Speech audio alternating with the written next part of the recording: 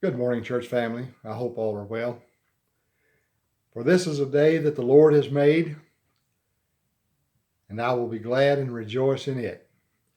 I hope that the Spirit that resides within you can cheerfully and willingly make that statement. This morning, I wanted to ask if somehow, some way, something came to you and granted you one thing in life that you would want to have. What would that be? I know for some, winning the lottery might be one of those things, or some other way of gaining unlimited wealth. For others, it might be the opportunity to become very famous and be known throughout the world. There may be other things that are of that nature that are somewhat selfish in nature that we might wish for. But as we look back in the scriptures, we can find where there was an individual who was given that opportunity. He could have whatever he had asked for. What he chose to ask for was knowledge and wisdom. And of course, that person was Solomon. Just exactly how valuable is that commodity? If we look in Proverbs 8:11, it says, "Wisdom is more precious than rubies, and nothing else can compare with her." In 2 Chronicles 1:11 and 12, we see where Solomon sought wisdom and knowledge over wealth, riches, honor, or even the death of his enemies. We know that wisdom in and of itself is not as precious as wisdom that is there for a positive purpose. In Solomon's case, the reason he wanted knowledge and wisdom was so that he could rule those under him well. So it was a very unselfish act that he was requesting. And God realized or noticed that that request was unselfish.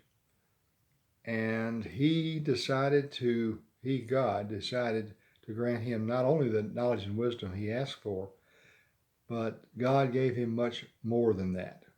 He became well known. He became very wealthy.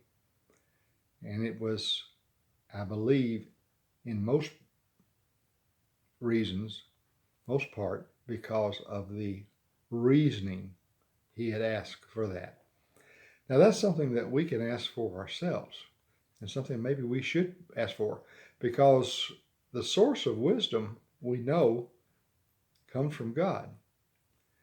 And when we pray to him and ask for blessings, that would be one of the most paramount blessings perhaps that we could ask for.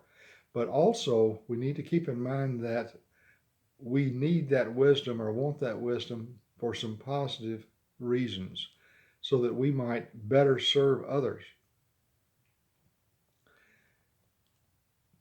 When we ask for wisdom, God says he will freely grant it. But he also puts a little condition on it as well. If we look into James, as Danny has been looking at the last couple of weeks, in the first chapter, starting in verse 5, if any of you lacks wisdom, he should ask God, who gives generously to all without finding fault, and it will be given to him. But,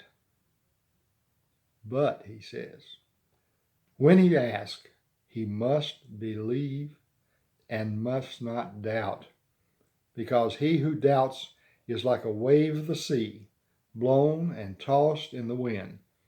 That man should not think he will receive anything from the Lord.